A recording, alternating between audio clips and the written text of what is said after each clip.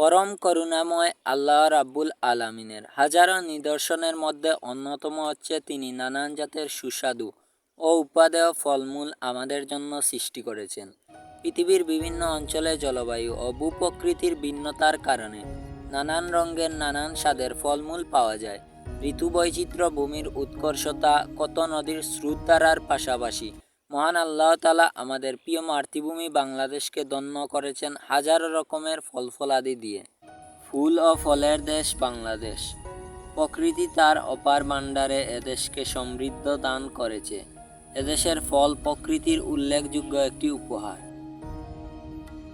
কাঁঠাল বাংলাদেশের জাতীয় ফল। বাংলাদেশের সর্বত্র কাঁঠাল পাওয়া যায়।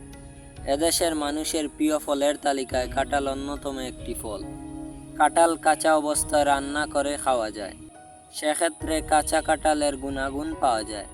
কাঁচা কাঁঠালে অ্যাসিড, ভিটামিন বি, ভিটামিন বি3, ভিটামিন বি1 ও কিউকোলিক অ্যাসিড সহ আরও অনেক পদার্থ থাকে। আমাদের শরীরে পুষ্টি সরবরাহের ক্ষেত্রে অত্যন্ত কার্যকর ভূমিকা রাখে। তবে দুঃখজনক হলেও সত্য, আমাদের দেশে প্রয়োজনীয় পুষ্টির অভাবে আমরা অনেকে কাঁচা কাঁঠালের উপকারিতার গুরুত্ব, এমনকি কাঁচা কাঁঠাল খাওয়ার প্রক্রিয়াও অনেকের জানা নেই।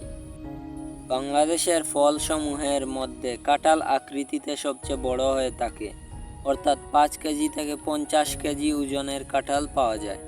কাঁঠালের গায়ে অসংখ্য কাঁটার নিয়ায় ছোট ছোট দানা রয়েছে। কাঁঠাল পেকে গেলে এর গায়ের রং হলুদ হয় এবং ভেতরের কুশ ও আঁশ হলুদ হয়ে থাকে। কাঁঠাল গোলাকার, লম্বাকার কিংবা চ্যাপ্টা হতে পারে। কাঁঠাল গাছ সবুজ রঙের হয়ে থাকে।